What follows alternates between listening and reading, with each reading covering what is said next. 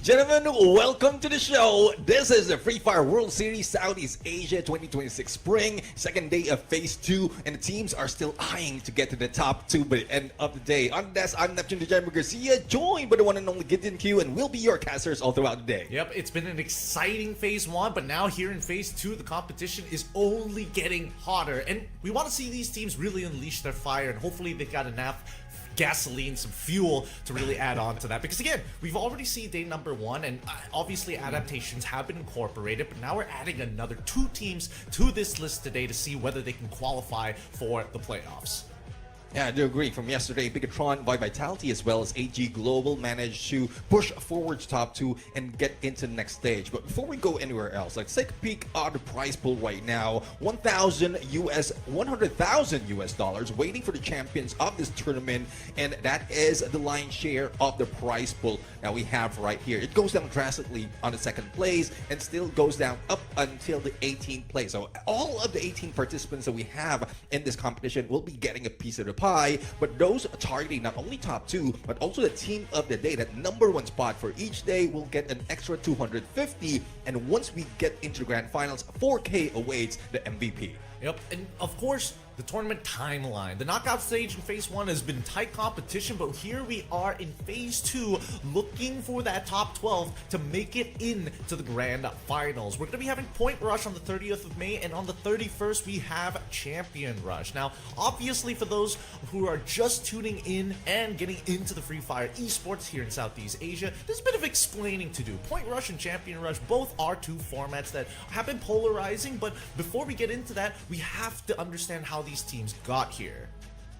Yeah, for Phase 1, the teams has been divided into 3 groups. They battle each other as a rotation out of the 6 days in play in 2 weeks. Now that we're in Phase 2, everyone would be participating in this competition 12 at a time, and those are the top 12, or top 2 rather, will be heading into Point Rush until that last day, wherein the top 6 would be introduced for the rest of the squad to complete everyone that would be participating in the finals.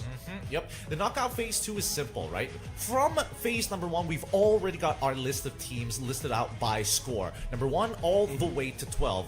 Daily, only 2 teams get to move on to the finals until we get to the very last week, where we will only take the top 6 teams to the grand finals. So on that very week number 4, we're expecting to see these teams really battle it out and really show their A game, because that will be their last opportunity, and they have 3 full play days to do so. Yeah, I'm really looking forward to how they're going to work it out right there. But for those of you who are just new, or for those who's coming back, this is a cardinal rule of Free Fire point system. If you get a booyah, you get a 12 points. It goes down by 3 on the second place, and it goes down by 1 up until 10th place. Unfortunately, 11 and 12 doesn't get anything out of placement points, so hopefully they stack it up with elimination. If it's any case or any point in the tournament we have a tie, we deal with it with a booyah followed by total elimination. If that's not enough, we deal with the rankings of the final game. Of course, we're still implementing the one unique active skill rule. Every player has to use an active skill, and each player in a team needs to use a different active skill. This has obviously created fun formats like Clash Squad, which is now turned into a full-on esports and not just a fun little party game, but it also enhances what we know as the meta. There's no 4 Tatsuya rushes anymore. We're seeing a lot of diversity in a lot of these different squads, and I think meta has been a bigger emphasis because of this. Yeah, I do agree. I mean, there's a lot of things that you can tell based on the active skill that they are bringing into the table.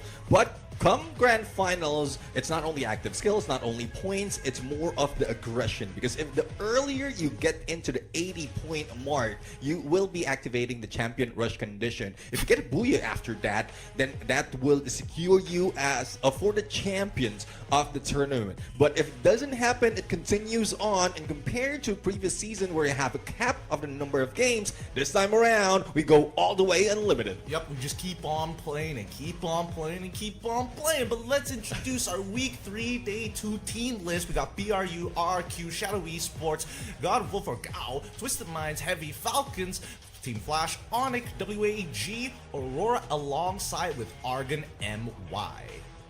So after Bigatron as well as AG Global has been removed out of list because they've already moved forward, we introduced Shadow Esports as well as GAO Esports. Shadow Esports, though, a team that will perform well in the early parts of Phase 1, but it's more of the consistency that they're missing. For GAO Esports, it's the same thing, but it's huge from the beginning and then it just tapers down towards the final day of Phase 1. So hopefully this time around they maintain that consistency for this day and get to the top 2 that quickly. If there's anything we can take from day number 1, even if you drop 2 of the maps at 12th and at 7th, as long as you make it up the top 4 finishes, one of them at least being the Booyah in the last remaining maps, you still have an opportunity. If you learned anything from yesterday, these eliminations really make the difference between being in 2nd place, where you can at least advance to the next stage, compared to 3rd and 4th. Yeah, first part of your story, I think you're retelling the story of Bigatron by Vitality right there from what they did yesterday. Well, let's see if the story continues for the other teams right now, as we have this game schedule. For the first 5 games, we have the maps preset and then a randomizer on game number 6. So looking forward to how the team's going to start it off in Kalahari, followed by Purgatory. Next, Terra would be game number 3. Bermuda would be in the 4th, and the 5th would be Solara. Okay, at least for the first half of the maps, right? Teams who are starting off slow, they're gonna struggle a little bit, but they guarantee themselves a full reset on map number 4 after that break. They can think about everything they've done and go to something that is default in Bermuda. With everybody so tight, and more importantly, with a lot of resurgence coming in from the Vietnamese region as a whole, we are still seeing at least the staples, the international staples to be expected here, right? I'm thinking the BRUs, I'm thinking the RRQs. AG as well as Bigatron already have achieved that, which is great for Bigatron, right? But at the same time, you're looking at Onyx Olympus, Team Flash, like they're getting closer and closer, but they're just not there yet. And that's one thing though, at some point in time, you would get disappointed. If your mentality is not strong enough, your teams would have some backlashes within the game. And that's where we see some of the teams just taper off towards the end. Hopefully they are that strong. The chemistry will still be built all throughout the matches that they have, and infighting should be avoided that much. And you did mention about consistency as well as Vietnam. Team Flash from yesterday, I mean, they did so well, starting it off with that Booyah, and then it just went down towards that match number 3. They did get the Booyah on match number 4, but the rest is not enough, and it's BTR as well as AG Global just overtakes them and left them behind. Yeah, they need that median average, right? That's the thing. I think that's what a lot of teams have been struggling, because like we have plenty of case studies where teams have had high highs and also low moments in the same day, and there's only 6 maps to play with. We're not having an Alpine part of the rotation list so far, and I think some of these teams who definitely benefited on that map now have to figure out a new way, and some even bank on that RNG last map. Yeah, it could be anything, right? It's anybody's game. Yeah, I do agree. I mean, if they're hoping for probably Solara map, there's a few teams that's already doing better in that specific map compared to the others. The familiarity of the teams on Bermuda, as you did mention, that's a full reset for everyone, a good chance to catch up on the points. But with how it is positioned in today's matches, I think it would be tough to really catch up if that's what you're banking off. So, like, on the get-go, Kalahari, just wear those snipers. If you can bring a double sniper similar to what we've seen in the first week from Bigatron by Vitality, then you might get a few more points than the others. But it's just a 50-50 as well, even in the drop. So hopefully all throughout the matches they played against these teams, they already found a good spot to drop. I do want to talk about the meta a little bit, right? Because again, this is one of the few observations that were speculated at the very least. We don't know whether this is the go-to meta, and right now it's about your snipers obviously being strong, but what active skill card do you want to use on your sniper, right? We've got 2 big ones. One is the Riptide Rhythm, the other, of course, Morse going invisible. And the only reason I'm bringing this up is because we've seen both BRU and RRQ kind of swap it out depending on the map. I haven't figured out the exact pattern yet. Limit, he doesn't do it. He doesn't do it. He sticks to the same thing every time. And that's one thing now. I mean, probably it's because despite of the nerf that has been done on the Riptide Rhythm, if you follow it up with utilities or the LMGs that we've seen carried by the frontliners, I think it does a lot of damage. Breaking down those glue walls is just so well if you tie it up with some other factor or some other utilities within the battle, and that's the adaptability, the adjustment that's being done by a lot of teams right here that we're loving. If you don't have the perfect skill or probably a good enough skill, there's a lot of factor that you can use out of Free Fire to make it work. That's a good way of looking at it, because this relates to something else, and that's the A124, which again, I don't think she's had like super significant changes, something that is like, giving her 4 charges instead of 1 charge. You know, nothing crazy of that sort, but naturally, I've always thought that, you know, the A1 is always going to be relevant. If there's something that's dangerous in the metagame, shutting it down is a really good answer to it. Well, speaking of A124, Reflex United, Jonah especially, he has been using the A124, and one good thing about that is final moments. If they can end in final circle, and in the last 20 or 30 seconds, you trigger that, it just prevents any backlash from your opponents. So if you're looking for a thrill of battle, and I think the thrill of battle just comes from the ones who's using the A124, because the thrill will be killed for your opponents who would be affected by that skill. Too much, and too many situations where we've all realistically have either whiffed or became the play of the game. But that being said, it's time to unleash the fire. We're going over to our very first map to kick off today, week 3, day 1 here. Who's ready to head on to the private jet? It's all gassed up, decaled, ready for you guys as our survivors are about to drop into our very first map to unleash their fire. They better have enough gasoline. We're moving on into Kalahari. Well, welcome to Kalahari. Desert does not forgive any slow decision as well as weak position, but position is something that they need to think about in the beginning of this game. As a flight path comes from Mammoth heading in between Shrines and Council Hall, few teams already dropped off from that flight, and they are quite clear with no hot drops in between. Other for those who might be going further north, and we're seeing Aurora, who might be going against Team Falcons in Bayfront, and no other contention would be happening from any parts of the map. Okay, looks like everybody else is going to be chill, but for now, let's look at the very first engagement here. Falcons going to be landing onto the northern side of Bayfront, while Aurora has taken the southern side. They're broken apart by a singular road, and it looks like the POI is much closer to the northern side of Falcons. So, you know, I mean, it's more of a looting phase for the teams right now. No engagement despite of how near it is for the rest of the squad. So I'm loving this kind of tactics right now. We don't see this often, especially from some other teams who go in for the hot drop. Most of the time, you see an opponent, you jump right to it with only a mini Uzi. But it doesn't work for Team Falcons. They want to be prepared for any battle, and I think they are all set right now, especially with Karoro with VSK. And he is acting like a all-rounder right now. Nero can be used as a sniper, but you also have a bomber instinct in here because of that Alvaro. Now, after the 2 UAV follow-us from both Aurora alongside with Falcons, Falcons double up with the binoculars to reconfirm the positions. Wait, is Alan getting shot in the back here? We see Heavy Alan is somewhere getting shot by, probably I would assume the sniper, but Jun's right there. Could be something else as Aurora loses their very first member here. Pina quickly coming off to find the execute, gets it, and now locking Aurora in place.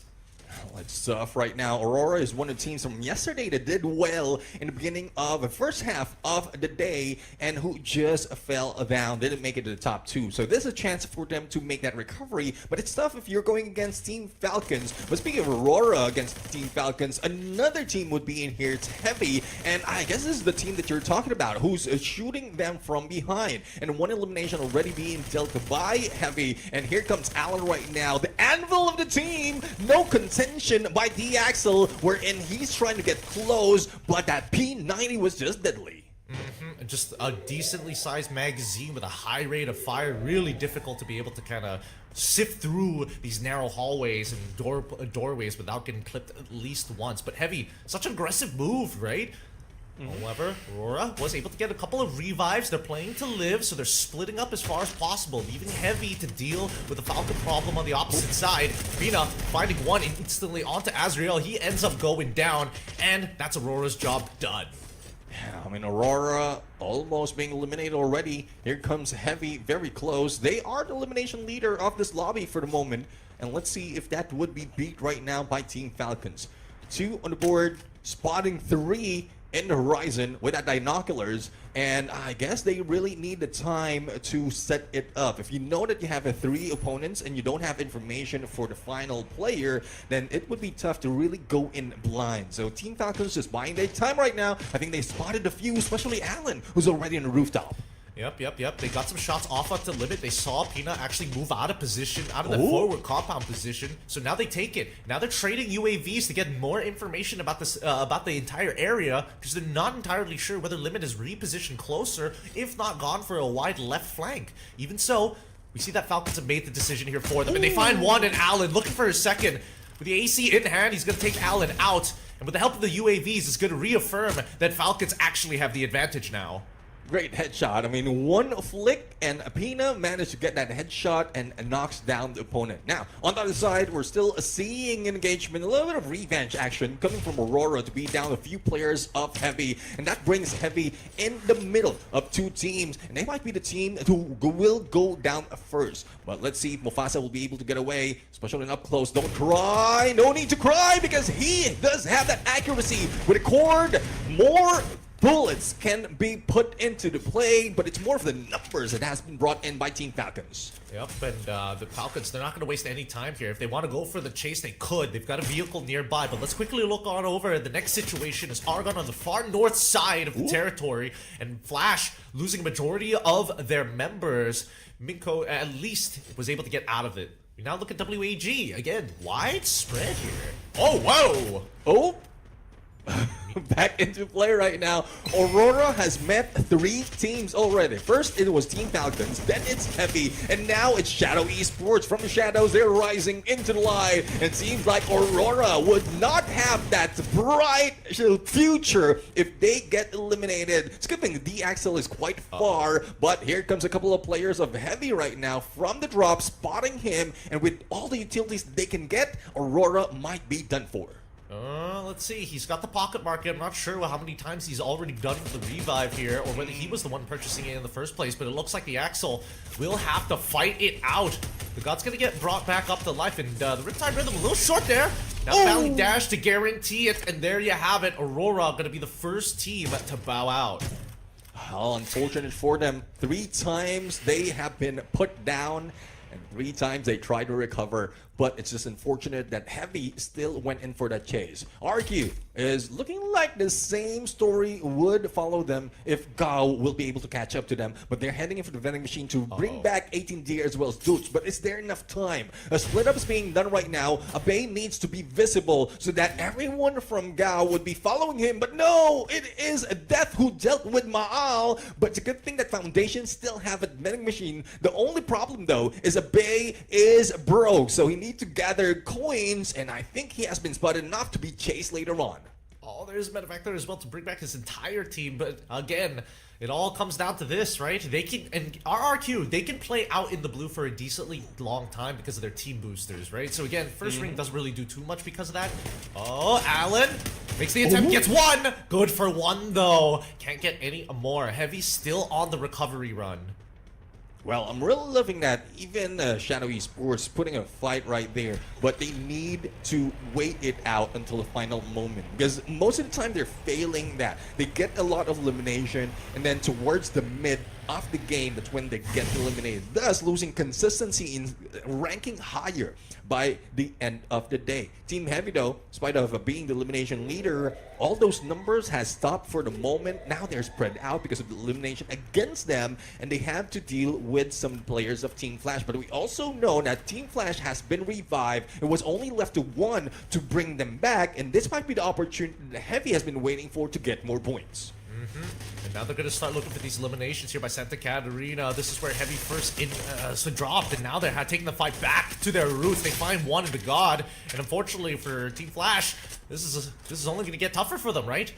Yep. ABCD, the Zom, and as well as Mikog holding at 3 different... Oh, no. They're all regrouping onto the top side of the ship. RQ gets eliminated in the meantime, and Heavy Mufasa loses out to the Valley and Dash. That's 1 as ABCD is good for 2. Looking for their 3rd as Alan makes his runs around. The Zom holding on, and at the very least stop them from getting onto the 2nd floor. Now this chase is good. The Zom, he finds Don't Cry and Alan as well, and that's going to be a clean wipe coming from Team Flash. Team Flash, I mean, averaging 14.7 points per match, and most elimination has been gathered in one of the match from this week, from yesterday. So I'm really looking forward to how well Team Flash were going to bring themselves on the leaderboard right now. There's no more contention of BTR as well as all Gamers Global, but we know for a fact that Buddha United is silent for a reason. Later on, once they are ready, once they are into the next phase of the circle, that's when we see them and we will feel them. So let's see if that preparation is enough.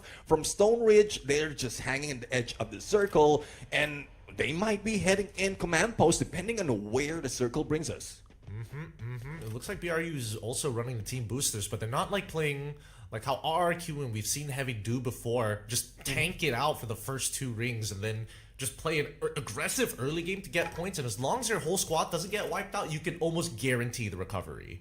Yeah, we'll see though what recovery can be done by the team, especially for those hanging outside of the zone. But I do agree, it doesn't hurt that much from 2nd to the 3rd phase of the circle, and also the team boosters helping them out. So a little bit standstill for everyone. The place is still huge. The circle is still big, and despite of not having so much of compound to work with, there's a few areas wherein you can hide out in this Kalahari map. But the sub right now, multi-dimensional, it's both GOW or GAO and Onyx Olympus who's hanging in here waiting for the next phase to show up. Same goes for Rotom United. It's a good thing they do have the high ground. They do have vehicle if in case they need it, but command post is just near, and there goes the next phase being shown.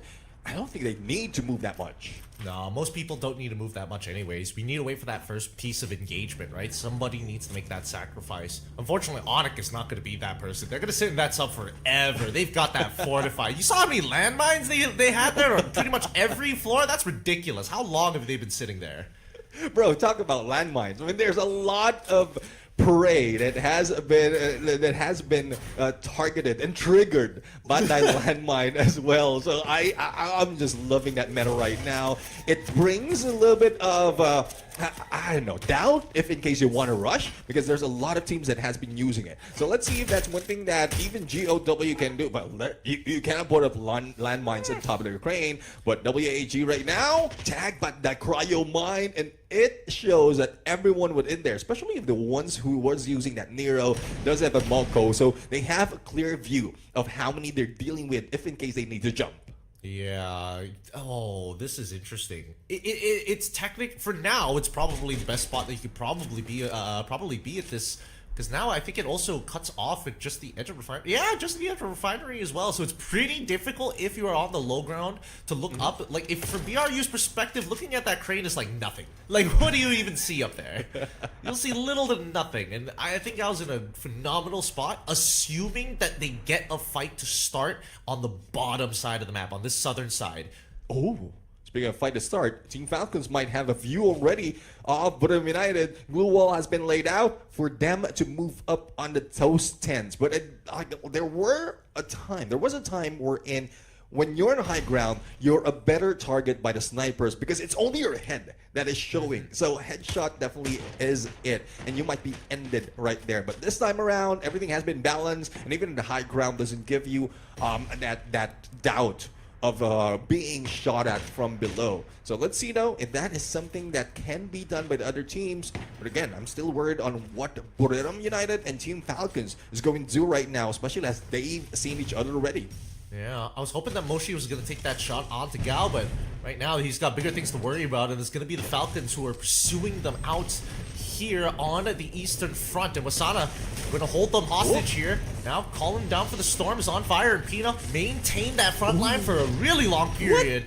Still holding strong though. The Riptide Rhythm does come through. They need to make their way out of there. And On Fire's already down. Wasana follows up instantaneously. They thought they could deal with the artillery. They clearly could not. Healing UAV is also thrown out with the nade for a quick and easy finish here for BRU. Taking down Falcons out in the blue. And that's one thing. I mean, the reason why they're so aggressive, they're so bold, because Berimina is the one who triggered that lightning zone and that bolt maker against Team Falcons. But one thing surprises me is where that Riptide, one of the Riptide Rhythm came from. I'm pretty sure it didn't, like, Moshi did trigger his own, but there's one Riptide Rhythm that came from where Limit is. I don't know if it was a mistake for him to remove the cover of their teammates, thus there's only him left behind, or probably a different team who was able to spot out that opponent like Shadow Esports, who scored just quite near. But on the other side, this side of the sub, Argon right now going in and a spray down against WAG, beating Onyx to it.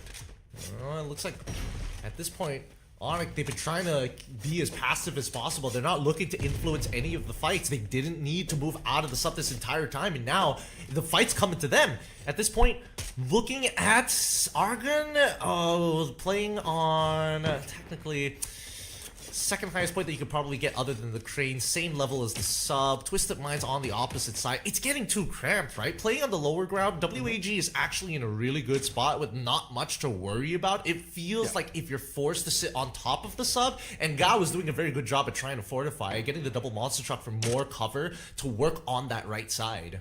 Yeah, I do agree. I mean, it's more of a dual purpose for that monster truck. If in case one gets destroyed, there's another one to follow through, and if they want to jump against WAG, then they can use that truck as well. But on the other side, I guess Liminix 7 couldn't revive the teammates and has been eliminated right here. Twisted Mind being tagged up not only by Gao, but also by Onyx Olympus Riptide Rhythm. So they might be the next target by a lot of teams right here, and also Shadow Esports, who wouldn't see that much in the CQC, but from a long range, that's where they stack up on elimination, and now they are the leader of the pack.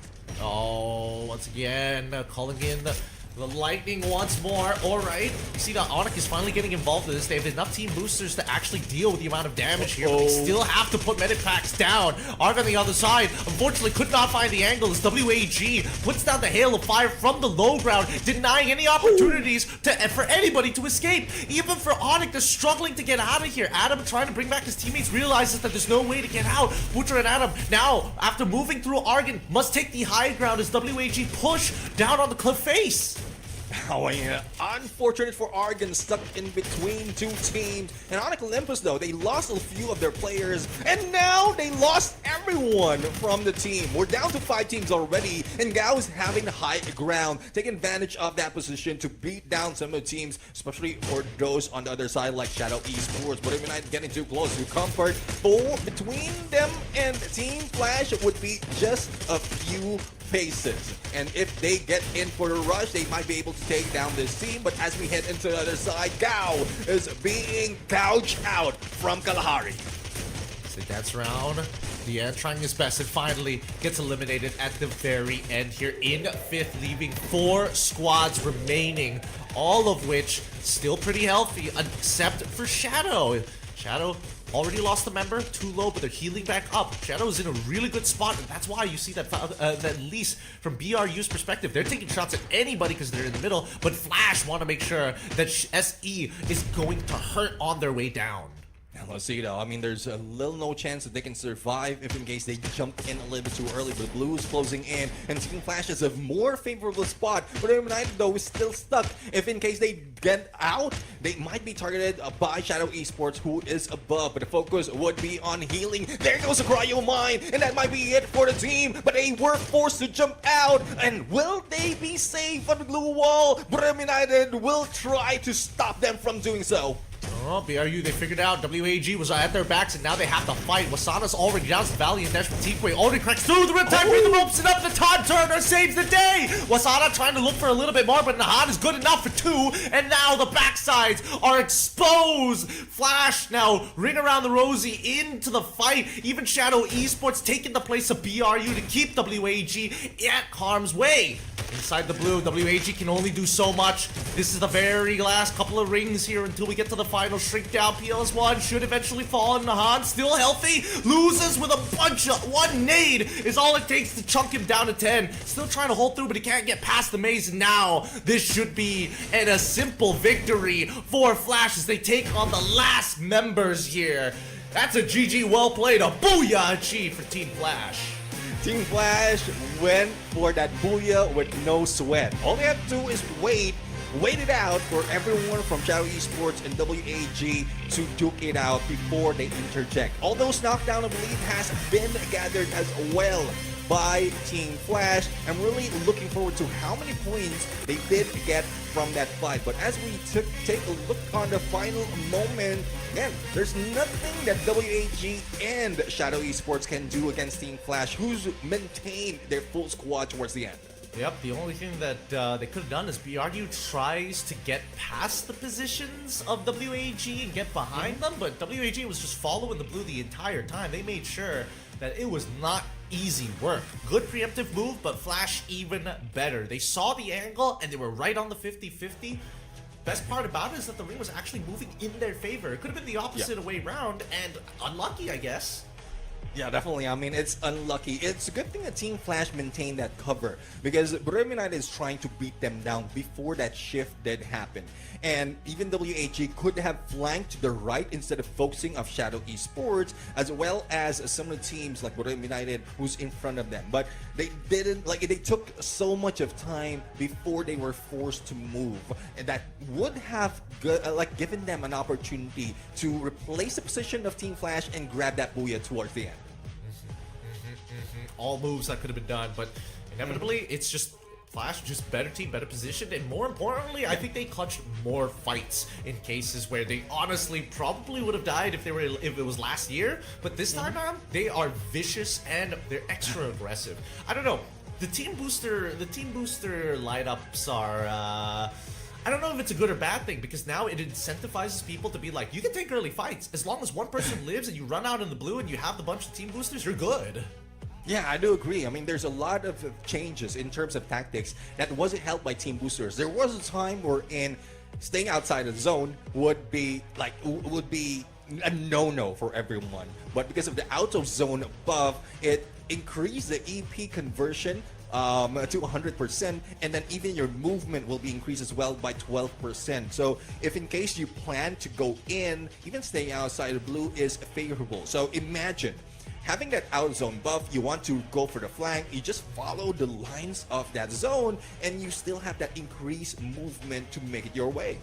Yeah, it's a little frustrating to see sometimes, especially for teams who want to like continuously recover. It's really funny when like 80% of the lobby is running the exact same thing, and then they're just constantly chasing and fighting for elimination points out in the blue, which happened with week 1s and week 2s. But now we're seeing that some teams have opted to be like, you know what, we just need to have a better early game. If we have a better early game, then we don't have to do this recovery nonsense.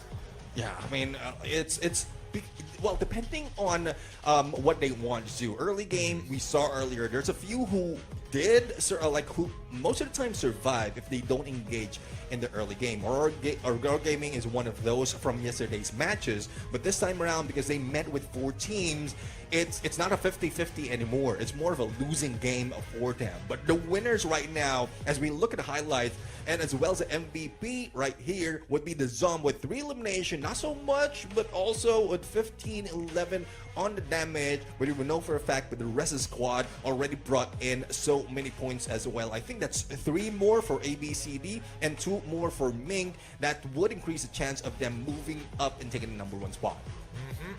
I mean, with the way that he's been playing so far, and more importantly, especially in moments like this when you're looking at the top eliminations and you don't even see his name as high up as, Death or Juan coming in from Shadow Esports, it really goes to show that this game, it's very team-based, right? ABCD is the one who is opening things up to find these frags that the Zum catches up afterwards, and they play a very fluid style. I like the way that they take engagements nowadays because it's reminiscent of of how dominant they used to be. And at the very least, with ABCD really finding that first initial pick, as long as they keep up this momentum, they should be able to qualify. Yeah, I mean, I hope they qualify. They were denied yesterday, and there's a chance for them. But as we look into skills right now, ABCD, as you keep talking, the front line of the team, especially being buffed up a little bit by Mink on that Kazi, I'm really looking forward to how well they destroy glue walls. Because imagine, you have an Oscar, you have a Riptide Raiden from Skylar, so it's more of destruction of those glue wall. If you want to prevent them from bringing it up, you also have that Nero from the Zom. So it's more of removing any covers from the battle, which is crucial from those final moments. Tear the plating away, tear away the cover, and then you get the exposed sweet flesh underneath, and that's exactly what Flash was out for. Although I wonder if they can keep up these performances on these bigger maps. Like, I know that they're good on Bermuda. They've got stats on Bermuda. The fact that they're doing this on Kalahari is a very good step forward. The next map they're going to be playing is going to be on Purgatory, and that one, I'm not so sure. It's kind of a 50-50 here with the results. Well, let's see though, as we look at the team standing, or the game standing right now, they are on top because of that Booyah as well, even beating Shadow Esports. Surprisingly, Shadow Esports, again, we saw them as elimination leader even before that final moment, and I'm really loving that tactics of getting that aggression from afar. They ended up in second place. They could have been the first if they grabbed that Booyah, but it's not in their favor, especially in that final moment. Gao right now with 15 eliminations because of the high ground they took from across everyone else. They have more elimination to take from those fights. And I think in that last moment, I think that Shadow Esports was able to actually find full eliminations on the knockdowns here. Because their elimination points is currently at 11. That would have been like 8 people if WAG and BRU are fighting, assuming that all of those potential total of 8 points was coming from. So surprisingly enough, despite Shadow Esports in a precarious situation where 3 teams could see them, they walk out as the second most amount of points in this round. Yeah, I do agree. Well, let's see though. I mean, we're already done with Kalahari, and you did throw that question about Purgatory. Who will be the team who dominated this map in terms of numbers? And we're eyeing for Brim United and RQ. Team Flash goes in number 3. So if they will play the same game, and I don't think Brim United would fall for any of the traps that was laid out earlier, but if Team Flash will play the same game, they might be able to get another Booyah out of this match, recovering or like redeeming themselves from yesterday.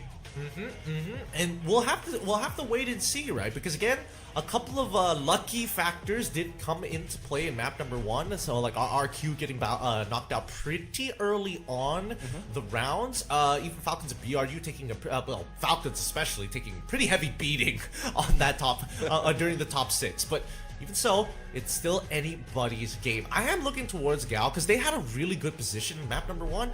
Unfortunately, the ring just wasn't on their side, and I think it's just too densely populated to make a clean rotation at that point. Yeah, I mean, one thing they could have done in there before that shrink or that shift did happen is if they laid out, well, a couple of those monster truck. One is bait to be shot down by opponents. Another one that they can use to break down the glue walls of Brim United. They could have ended a little bit nearer in there, but there's still a risk of going against WAG. But Gao would have more firepower, more people to work with, comparing to that delayed approach that we've seen in Kalahari. Well, if things were to change, maybe it could have been Onyx. I don't know. It felt like WAG had like the best possible spot on that low ground. Like, it was unpopulated. They were the only team, and they get clear line of sight on the bottom side of the sub where Onyx, Argon alongside with GOW eventually rotated to. So either ways, it's still a pretty precarious situation unless you like full commit. We're gonna just jump on secret WAG. That's the only choice they got. Well, you did mention about the sub, and that's where they gathered a few more points because, yep, they dealt with Argon, they dealt with Onyx Olympus, and they managed to get 8 elimination before they got to that spot just next to Brim United. But then again, Secret WAG, if they made that approach early behind Team Flash, or probably above Team Flash, then they could still be favoring that shift as well. So they could be one of the teams who's waiting for the engagement to happen between Team Flash and anyone who would be moving into that final circle. But again, it's regrets just for them. The decision making was just a little bit more delayed compared to what we expected it to be. Yeah, no, that's another thing I've noticed, especially when we start to get to these higher stake matches, right? There's a lot of teams who are usually very reactive to the very first shot. Some even like they get hit in the head. They're like, all right, I'll sit for half a second and then drop the glue wall just to make sure that they have something to do it later. But I agree. I think that a lot of these teams are a little more nervous into taking these fights. Yeah, let's see though. I mean, nervousness, hesitation, it doesn't work in this map because neither heaven nor hell will save the team who would doubt themselves as we head into Purgatory. Let's see what the flight path brings us because this is the map that I look forward to the most because of how skewed the flight path can be. Let's find out here. How many miles, how many kilometers is it going to be off by as we see the first couple of teams jumping out? It looks like we got a unfortunate default flight path. It's cutting through Moat House all the way down from Brigade. You can feel my disappointment every time it's fair in Purgatory. This is the only chance. This is the only time that we can force everyone for hot prop. But, well, it's good for everyone. Also for the fans out there who's cheering on their team. So speaking of cheering on, put them in the chat. Make sure you like and subscribe to the channel because a lot of things will be happening, especially in Central where we're seeing RRQ go against Heavy. RRQ and as well as Heavy are going to have to take their early shots against each other. But in the meantime, it is quite the struggle here. Again, just gonna have to chill out for a moment. Let's see. I mean, chilling out is something that they need to do right now, especially if they want to loot up for a bit. But there's no chilling. Or they could be chilling like a villain right now because the heroes are here to play. All right. Let's see what the hero play is going to start looking like, right? They already have the information that they were initially gunning for.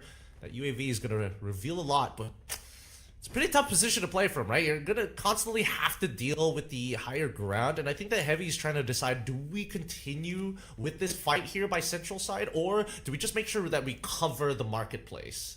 Let's see now. I mean, I think Heavy has a good sense of where the opponents are already, especially with glue walls that they have set up.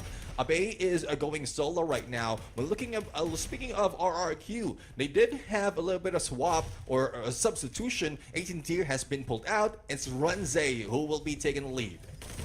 Okay, Fire Mine has been thrown out. They break it. Now they're trying to Valley dash right on through. RQ unfortunately met with more resistance than expected. Another cryo mine, this time from Heavy. Don't Cry is the first to go down in this fight. Maal with a great shot, but Mufasa gets dudes back. Radze ends up dying to Mufasa as well with a 2v1 with the help of Allen. Looking for the revive here as Abe and dudes already can't do much. Maal, last one to try and save the day. Let's see now, half of the HP, not so much that he can do. I don't think he does have the coin to work with. And this might be it for RQ. It's just unfortunate the team that we're eyeing to be best in, or second best in this map would be eliminated early just by Heavy. And we're down to 11 teams already in the first 2.5 minutes. And that's, again, just an early knockout here. Unfortunate to see for the RQ fans out there of the Kingdom, but Heavy, they're playing a strong game right now, and they are eager to quickly get into the next fight. Let's see which team would be heading into the next fight right now.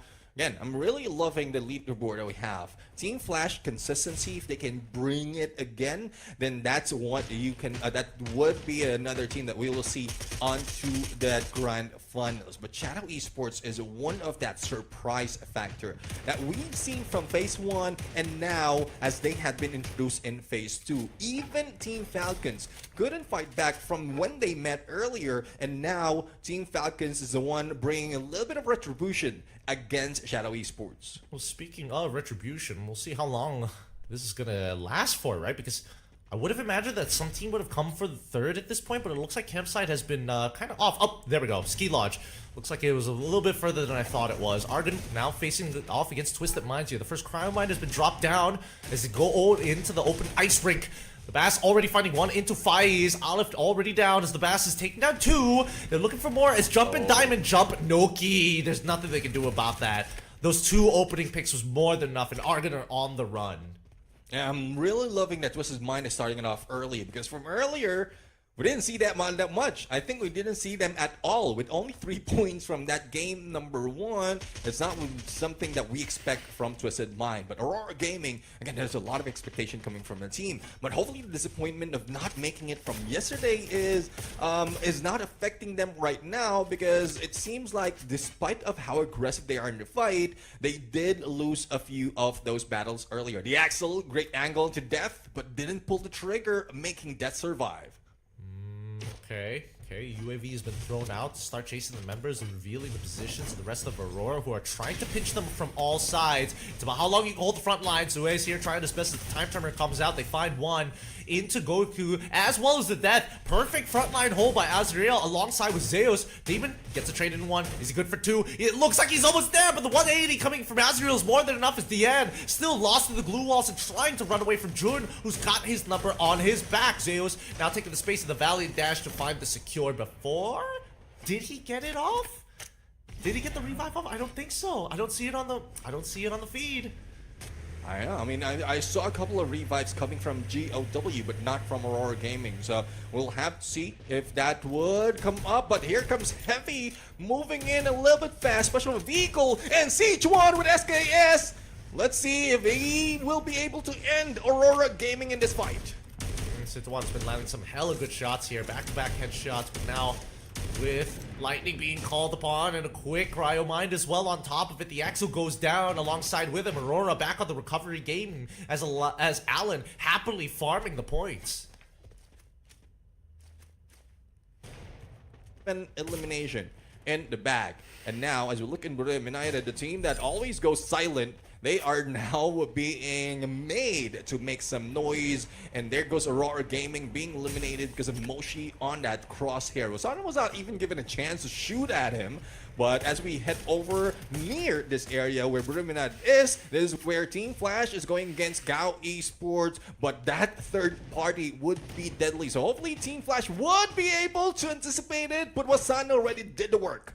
It's too late. They found the headshot, and now the God actually finds one back. GOW instantly get one revive down in the nick of time, and Flash decides to back away here. BRU as well as Flash had the same idea. They realized how overly populated Central was, and they could actually get stragglers if they started to revive and needed spaces to be. So they go down to the southern side, and they meet GOW. They just weren't aware of each other's presence. See, though, I mean, it's more of the information they really need to work on so that they can get the advantage. And there goes Burim United beating down on Gao right now. So good thing a revive has been brought in, but it's only one that we're seeing. So I'm not quite sure if they will be able to recover from that even more. But we're still talking about a second going in the third phase of the circle. With 15 seconds to go, there's still plenty of time for them to work with that. Lots of time, plenty of time, and they've got team boosters. There's no real problems here. Now we see that Argon still by Lumber Mill. Falcons have quickly gotten to a Jeep of their own, still coming from that southern side, which again, a lot of these teams making the southern side movement. Flash, oh, Mikong in trouble now. Crime, he's got his number right now with the AWM, drops down the Riptide Rhythm as well to break that cover, and Mikong quickly getting behind the tree. Just in the nick of time, and now getting pelted from all sides as Onyx start lining up the execution line. See, I mean, Mink doesn't need to blink, not even a wink, but he might be sleeping in a bit, especially as Onyx is already moving in close. AC-80, not so much of a weapon that you can use in a CQC, especially with Putra rushing in, but as we look into where Mink would be if he isolates one player like Adam is, he might be able to go in. He does have a shotgun, but unfortunately there's 3 of Onyx against him.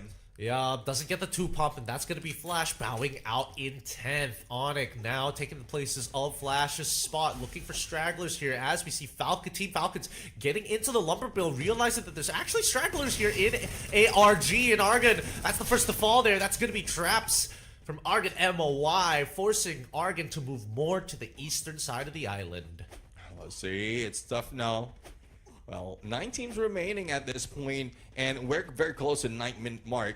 There's a lot of spaces to work with, but I don't think that they will have some time to lay about and wait for it. So I'm still waiting for any opportunity for everything to be cleared out. Brave United, I guess it's clear for their side. Just hanging into the water, making sure that there's no, like one side is already covered, and also a clear view on everyone else. And this port, this small port that's being taken by Brave United has been the grounds of engagement in most cases in Purgatory.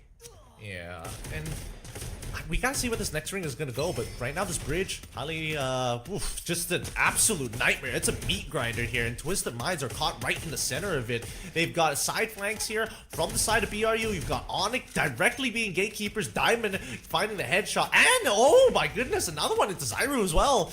Making sure that at least that they're getting away, clearing off the gatekeepers, that they want to make it over into Central. Zito, I mean, if they want to head to Central, they need to deal with those on the edges, especially in this bridge. Now, on to the other side, Lumber Mill. Still not done with the battle in Guerrero! Combination of Riptide, or Liminic 7 rather. Combination of Riptide Rhythm and then Guerrero dealing the final blow. They managed to take down the player of Onyx. 8 teams remain at this point. With the Blues closing in, they need to move fast, similar to what we're seeing right now from Argon. But WAG is putting so much pressure on Twisted Mind. And I think there's only one remaining. Brave United is dipping their feet in this as well. And that would be a signal for WAG to probably tell tales, or they can go for the fight against BRU.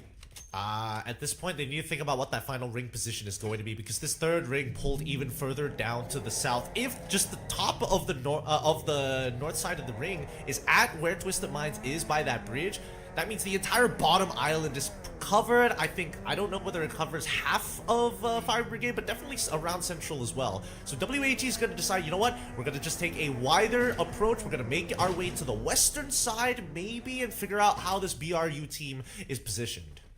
Let's see it out. I mean, it's more of a waiting game for Risa's squad right now, because third going to fourth is about to close, and they don't need to move for a few moments, not until the next phase has been revealed. And we're seeing even Shadow Esports going against JOW is not a thing right now, being in the same compound, but hopefully they will be smarter, because in a bit, if that blue closes in against them or the shift more favors them as well, then they will be forced out not by the teams who's already in here, but the ones who will just be knocking on their doors.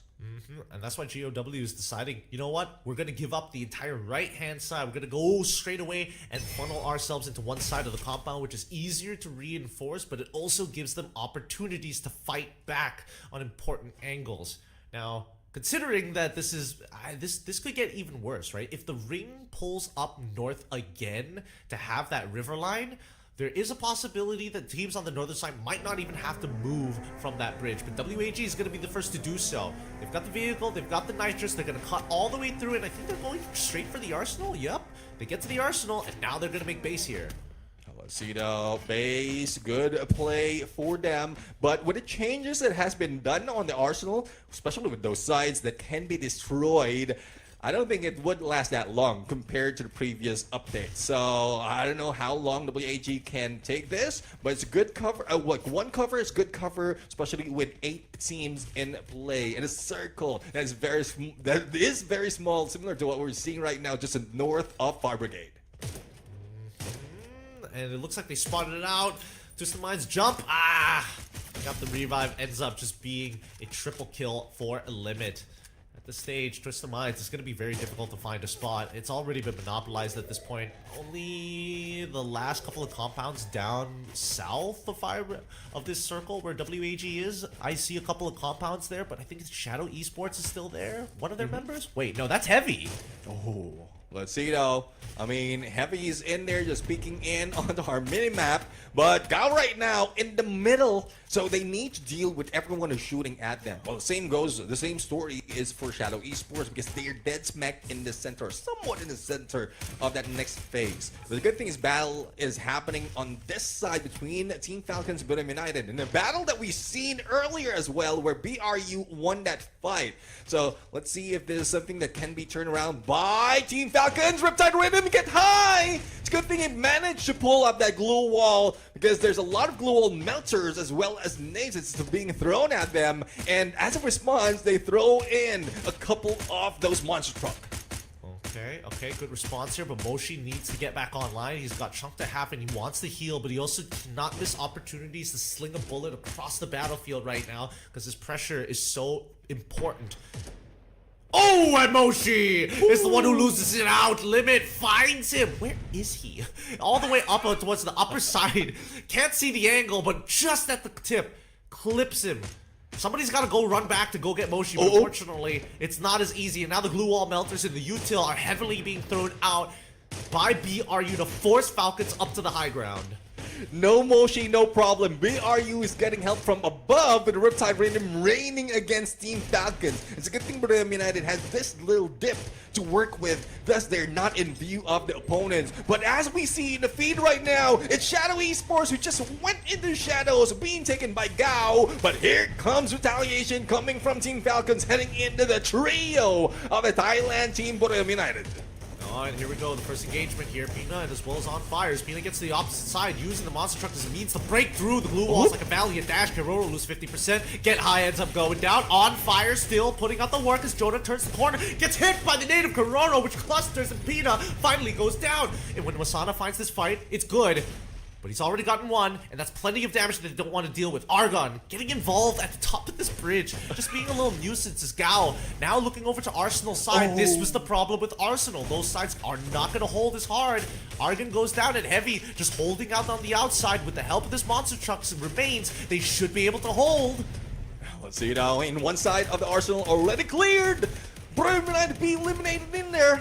Front side, and Team Falcons would have a chance to recover, but I think I spoke too soon. They have been spotted by Heavy and they have been gunned down. 3 Vietnamese team is now in the building, and they are full squad. Diando with a god nade against iQOO, and Heavy keeps their distance and also favoring the shift, but that forces GAO to move away as well.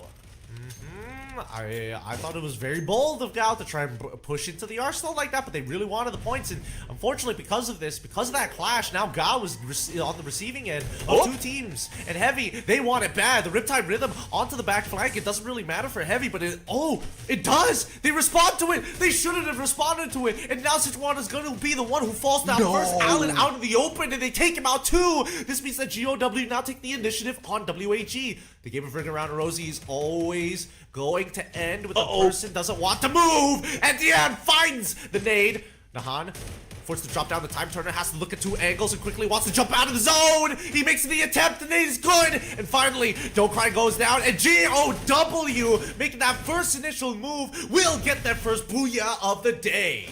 Loving the Ring Around the Rosie, and the one team who didn't go into the script tried to take advantage but didn't have the manpower to do so. But GAO is just something else, especially with the God Nade and the combination of skills that has been thrown at the final moment. They don't have to get that close. They just need to be calm, cool, calm, and collected, and also with cooldowns, refreshing their skills to be taken advantage toward that final moment.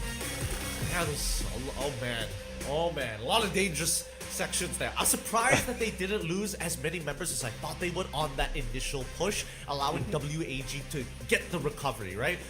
I thought it was Heavy's game because they could influence everybody, but unfortunately, they fell back into priority, right? Yeah. As soon as they saw that Riptide Rhythm, they started backing up into it, and that's where I think it all went wrong. They should have just got to the edge of GOW, held it. If GOW want to fight, sure, but just keep in mind that, you know, there's another team waiting for us on the other side.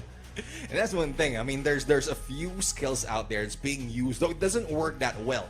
And there was one Riptide Rhythm. I think it's I don't know who let it out, but it didn't break down that much on the glue walls. Probably it's a glue wall UAV that has been triggered by WAG, and it saved them for a moment. But once GAO, I think GAO made that mistake, or Heavy made that mistake, they just went on full flank and take advantage of that. But they were caught off guard, leaving GAO to follow them and also taking that booyah. A huge sense of. It's always tough in the top 3 positions, right? You always hope that it's like a top 4 situation, so you can be like, all right, let's just clash squad on 2 separate sides of the map and we're fine, right? Then we'll 1v1 each other later on. But 3, it's just rotating, constant rotating all the time. If not, you miss out, you start lagging behind, and immediately you start getting eaten up by the large snake behind you. So I think that there's not much you could really do other than just like hit another headshot, you know? Like there's no macro aspect of it that they could have improved upon.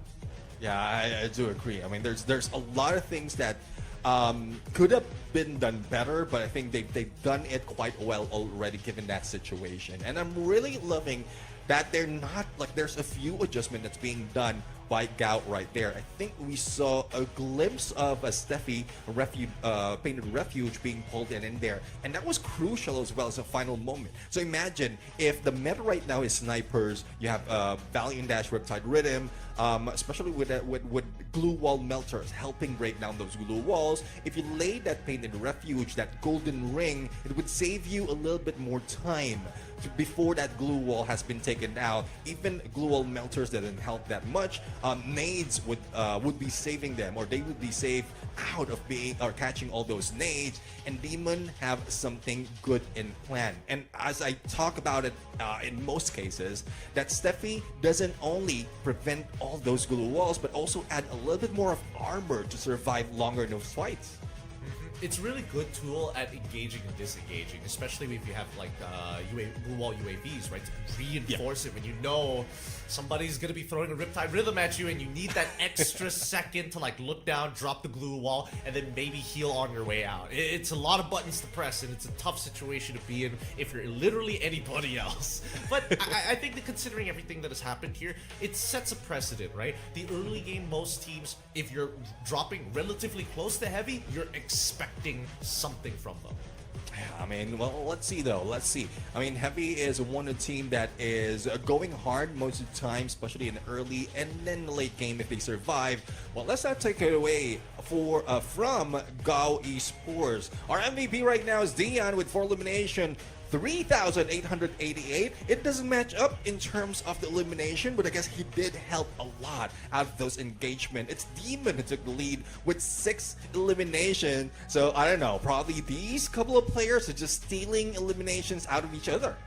Yeah, they were. And Gao was doing a good job at that as well. Securing themselves a good number of eliminations at the very end, being our Booyah winners, of course. But even, for the most part, pretty passive, right? It's all about influence more than anything else. You don't want to be so deep in a hole that you can't get back out of, but you still want to, like, at least have your toes in the sand just to make sure you know how hot it is outside.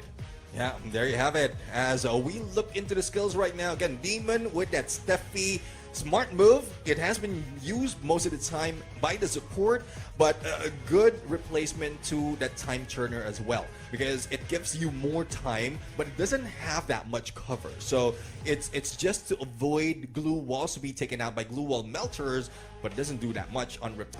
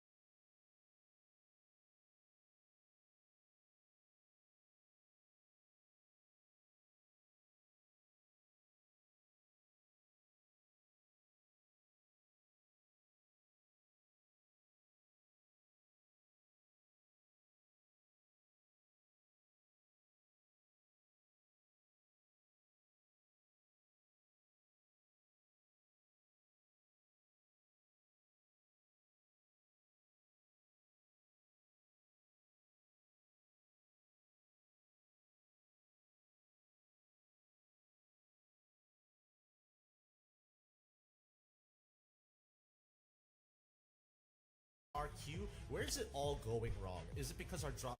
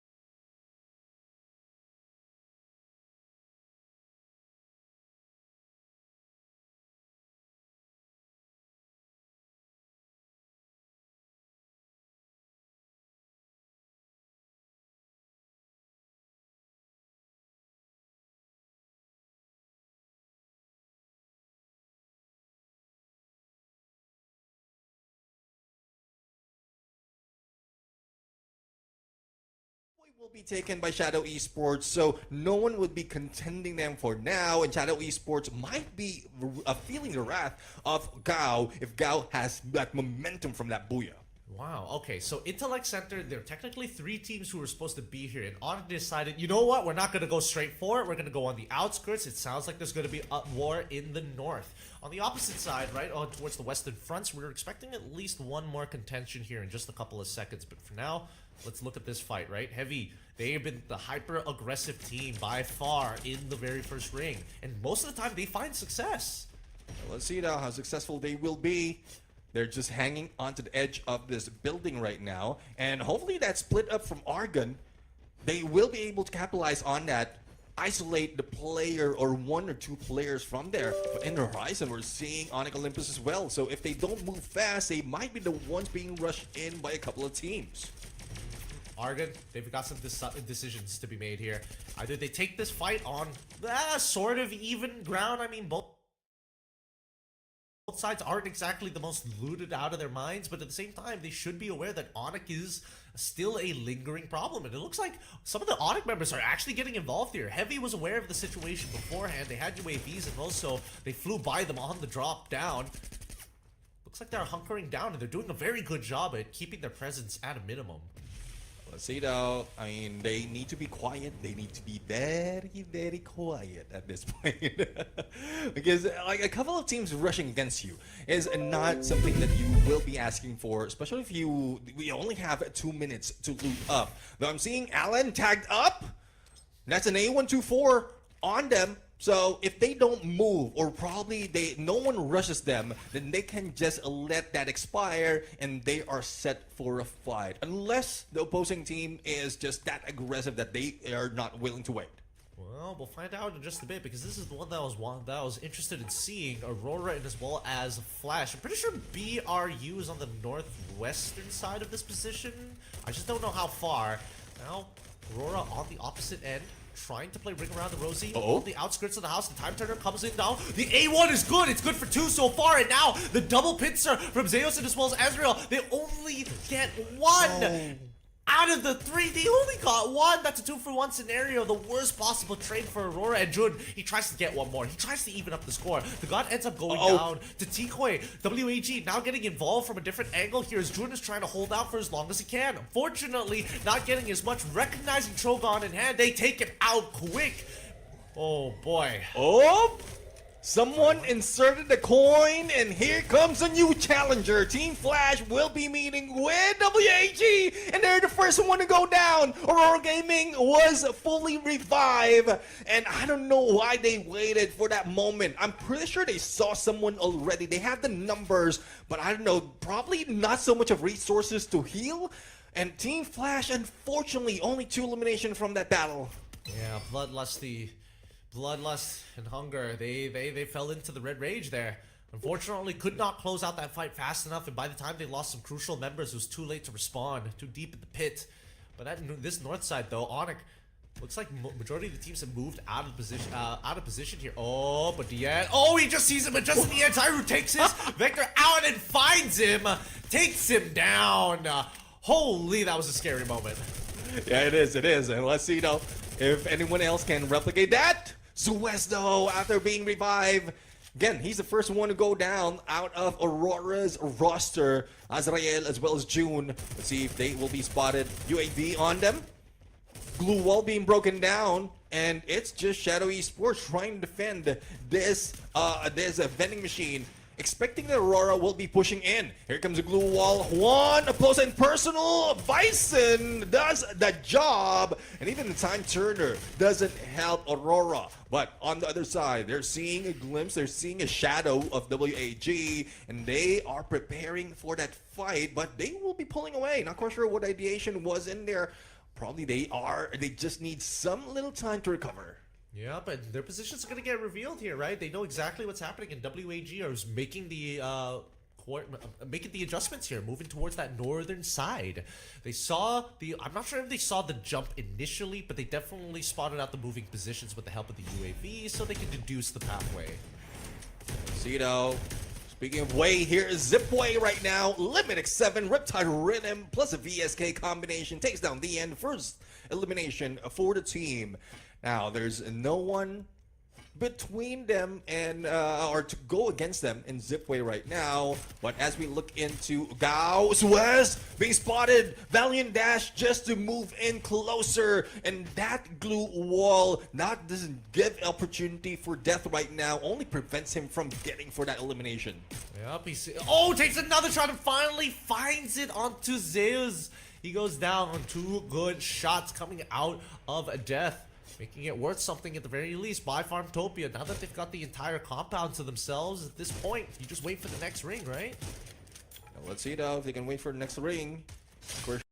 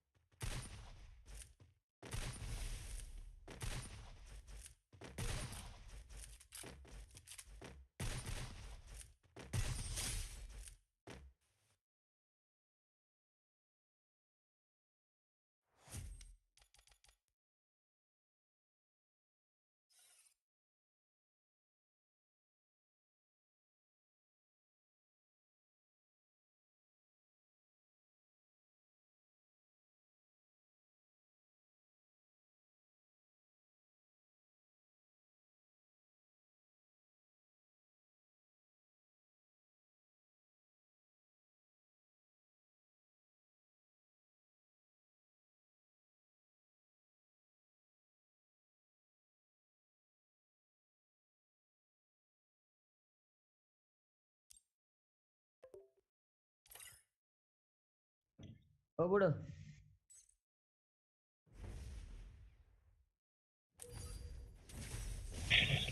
Wanti.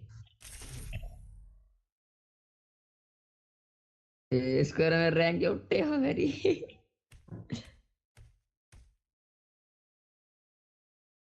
Salah punya istri goden mau terlin terhantus.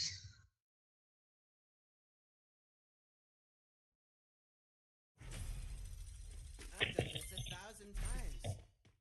In virtual reality, I'll outrun my fate, outlast the game.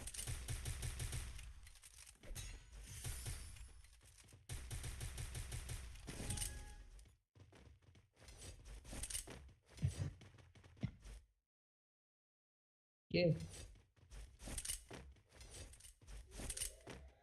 Salah. Rank mitra goden mau terlucu hantus kira.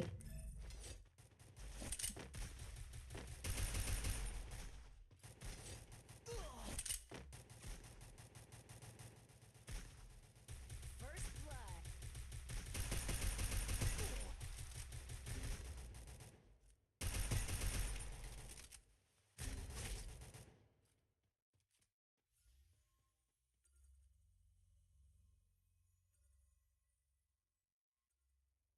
thanks.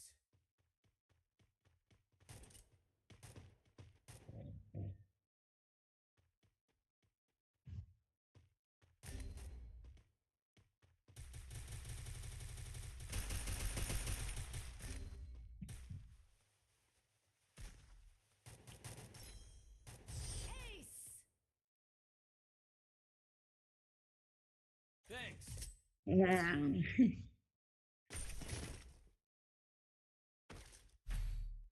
Mana tuh arah kok guys.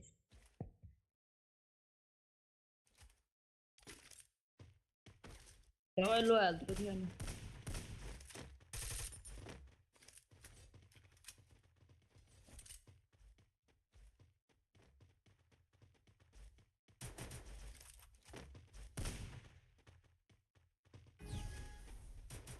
Salah bulu एक damage नहीं आने वाला 108 damage था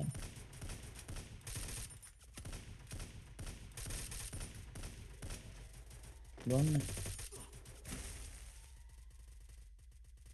Help me! First blood.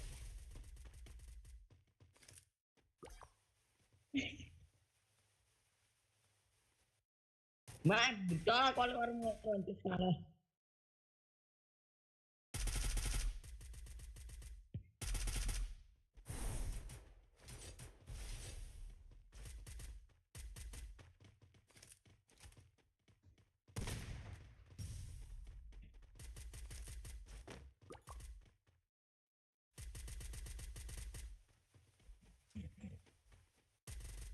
Help me! Double kill.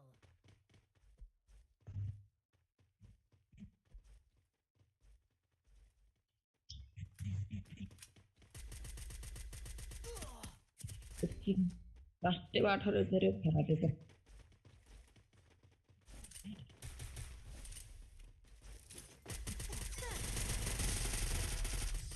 क्या क्या थे यार यार सब बजे यार की बात साला इन लोग बुआ इसकी गॉटन यार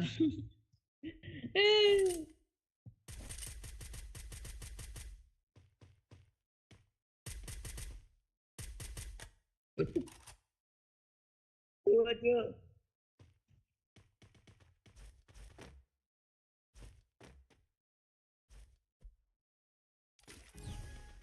Skill on cooldown.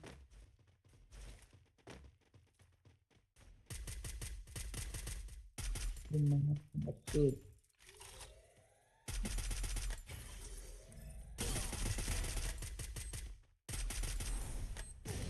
Help me!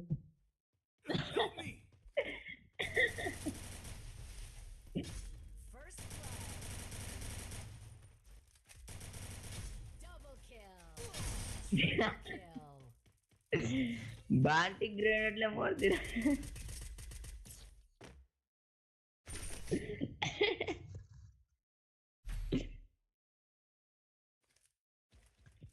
But बुढोमा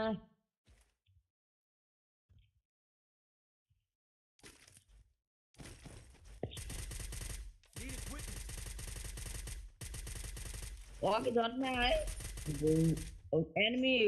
enemy must one versus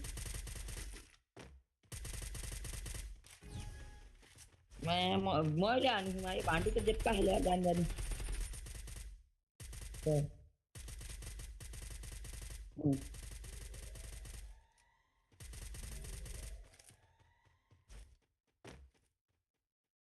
प्यानर लगा नि त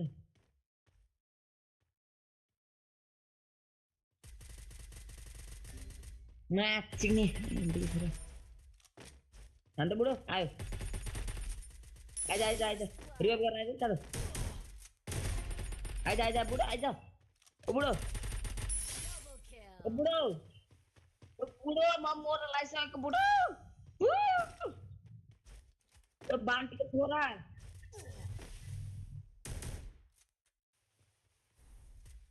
Thanks. पागल आइज यसको चाँडो यहाँ आइज साला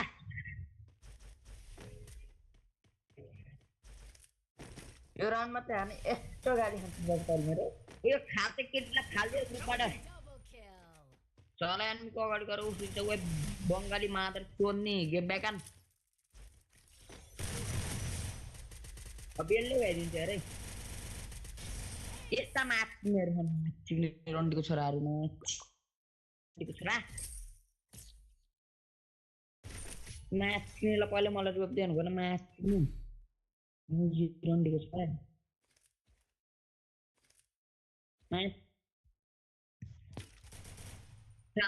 किल हेर्छ बाबु 1 2 किल हानेर बस्छ म्यान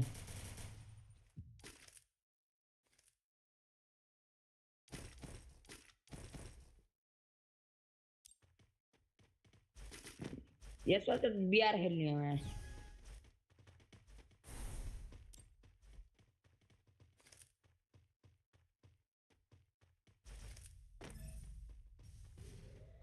चिन्नु तेरा बाबु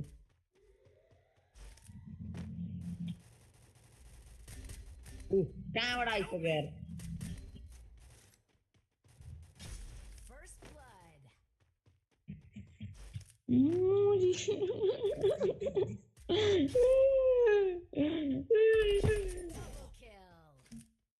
खाएको छोरा मरेर दुइटै Kill.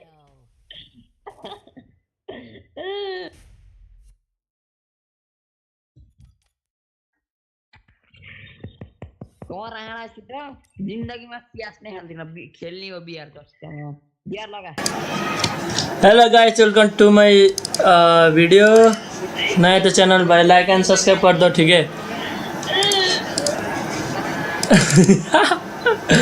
ल स्टार रेडी हो बियर तो नहीं बे hello guys welcome to my video नया तो चैनल भाई लाइक एंड सब्सक्राइब कर दो ठीक है भयो ल स्टार रेडी आने का पूरा कोशिश कर रहे हैं हमारे टीम में स्टार्ट हो छेत्री रामसँग खेल ल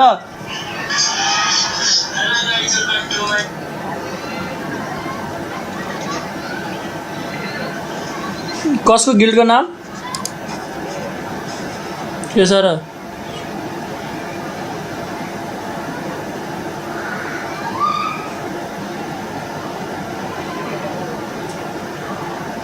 खुबी का बाउ ये कौन सा खुबी का बाउ है भाई ओए रोके म उस गरेर आउँछु म लाइभ इन गरेर आउँछु यार है